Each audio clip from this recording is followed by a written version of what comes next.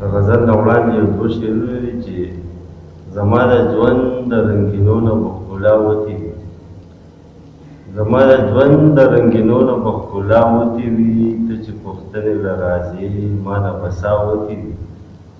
او بل شعر دی چې یوازې زه نه یم چې ځم دې بېنوا د دره، یوازې زه نه یم چې ځم دې بېنوا د دره، ما به دې ډېر به دې د دره بېنوا وتې وي.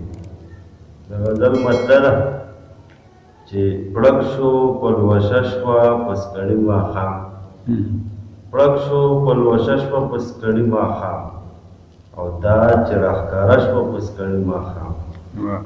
او بل شعر دی چې هلته لیونی په بام راوخته، هلته لیونی په بام راوخته، او دلته زلزله شوه په سکړي ماښام. او بل شعر دی چې ما ته یې په سرو سترګو راوکتل، ما ته یې په سرو سترګو راوکتل، تو رانه لمبه شوه په سکړي ماښام.